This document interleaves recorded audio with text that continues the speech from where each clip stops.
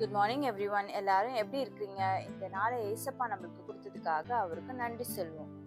இன்னைக்கு வாசிக்க போற சங்கீதம் 24. சங்கீதம் 24. பூமியும் அதன் நிறைவும் உலகமும் அதில் உள்ள குடிகளும் கர்த்தருடையது.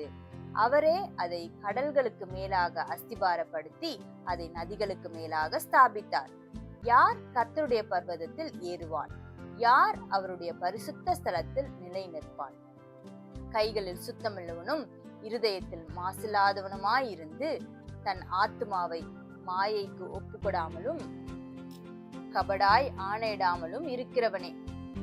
அவன் கர்த்தரால் ஆசீர்வாதத்தையும் தன் ரட்சிப்பின் தேவனால் நீதியையும் பெறுவான்.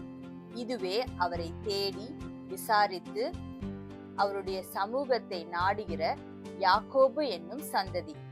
வாசல்களே, உங்கள் தலைகளை உயர்த்துங்கள், அநாதி கதவுகளே உயருங்கள், மகிமையின் ராஜா உட்பிரவேசிப்பார். யார் இந்த மகிமையின் ராஜா?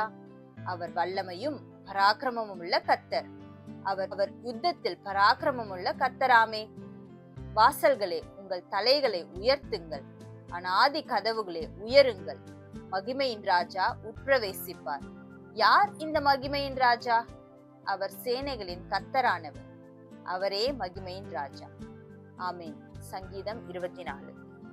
ஏசப்பா, இந்த நாளை உங்களுடைய கருத்துக்களாக நாங்க ஒப்பு கொடுக்கிறோம். இந்த நாள்ல நாங்க கைட்டு செய்கிற ஒவ்வொரு காரியத்தையும் உங்க பிரச்சனை எங்களோடு கூட இருக்கட்டும்.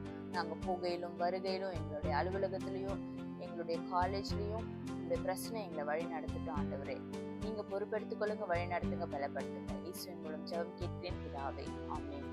Have a good day. Thank you.